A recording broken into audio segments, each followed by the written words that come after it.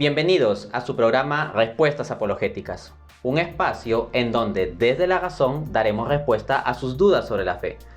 Mi nombre es Dante Urbina, apologista católico, y bueno, voy a acompañarlos en este viaje.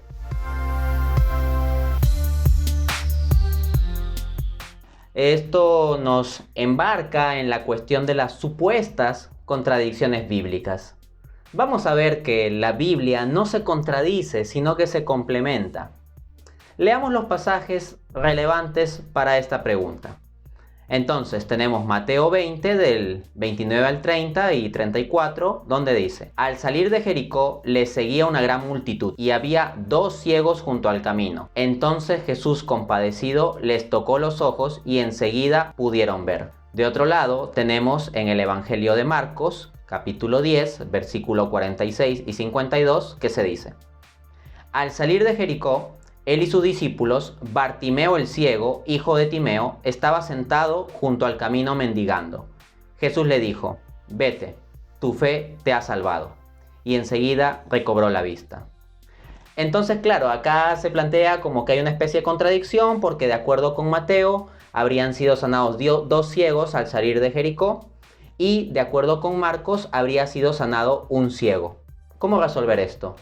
Es que no hay contradicción. Contradicción sería si es que Marcos hubiera dicho que fue sanado única y exclusivamente un ciego.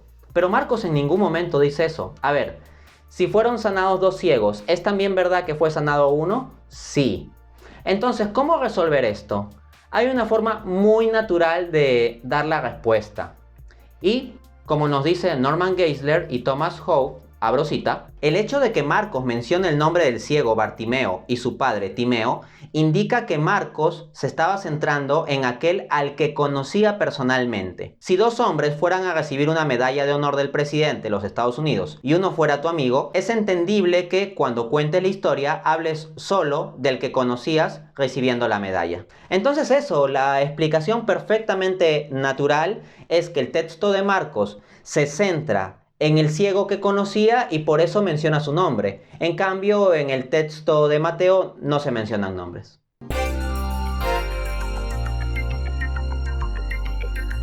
Vamos nuevamente a los textos relevantes para analizar.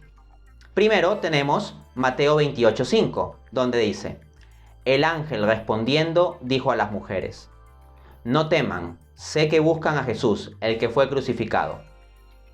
De otro lado, Juan 20:12 dice: Y vio a 2 ángeles vestidos de blanco, sentados donde había estado el cuerpo de Jesús.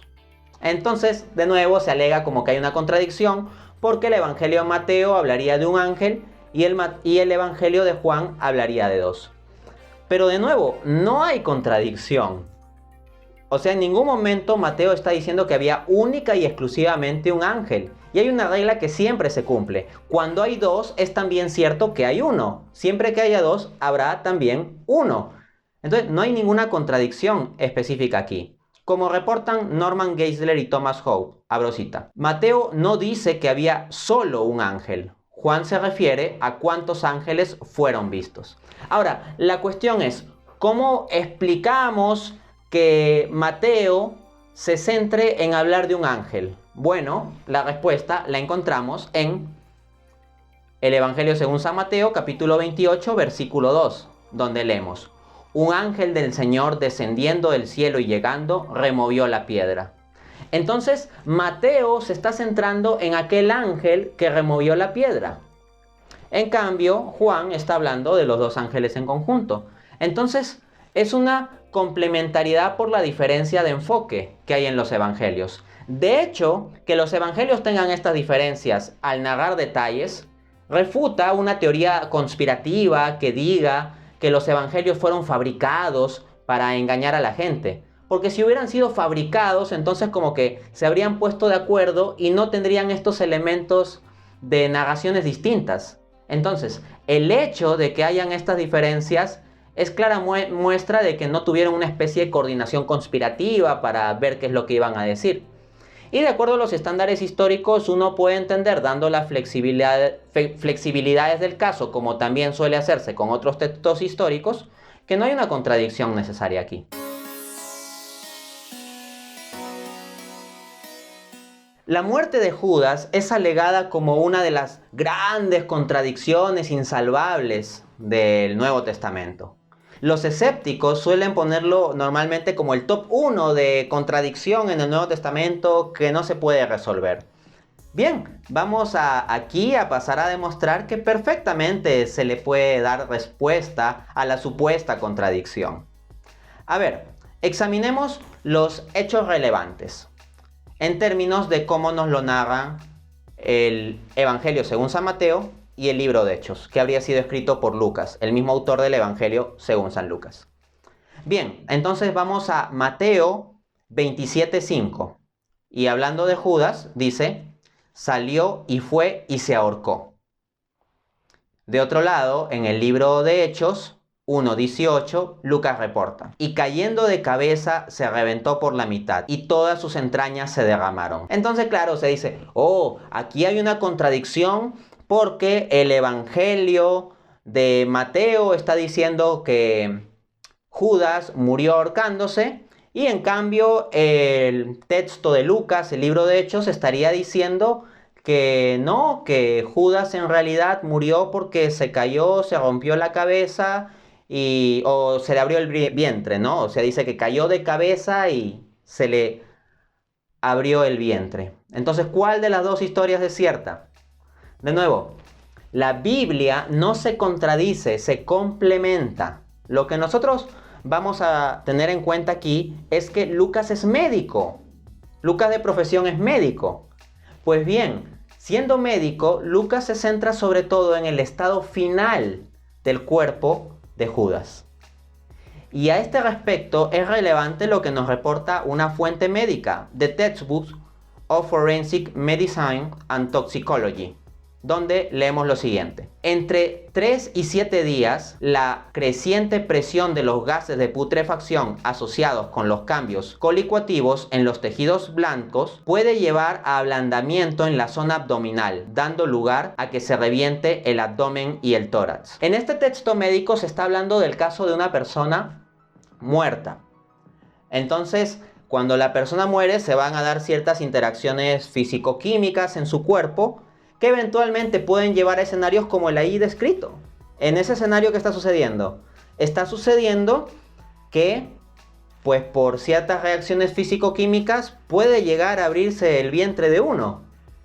Entonces, esto que nos dice un texto tan especializado de medicina y medicina forense, es lo que reporta el Evangelio de Lucas. Entonces, tiene coherencia. ¿Cómo así? Conforme a lo que nos dice Eric Manning. Mateo se enfoca en el suicidio de Judas. Lucas se enfoca en el estado final del cuerpo de Judas. Mateo y Lucas no se contradicen. Se los ve mejor como complementarios. Veamos la secuencia. Lucas está fijándose en el estado final y Mateo se fija en el acto de suicidio. Entonces, va Judas, se ahorca y así se suicida. Pero al ahorcarse, precisamente por el peso del cuerpo, en la medida en que él se ahorcó en un campo, lo que habría que entender es que muy probablemente se habría colgado de un árbol, de una rama de un árbol. Entonces, con el peso muerto allí, pues muy probablemente la soga se puede romper o la rama puede ceder. Entonces, habiéndose ahorcado, es perfectamente factible que caiga. Y si el cuerpo está en un estado de putrefacción y se dan las interacciones físico-químicas de la que hablaba la fuente médica, ¿qué es lo que puede darse? Que se abre el vientre. Entonces lo que vemos es que la secuencia es perfectamente razonable y no hay contradicción.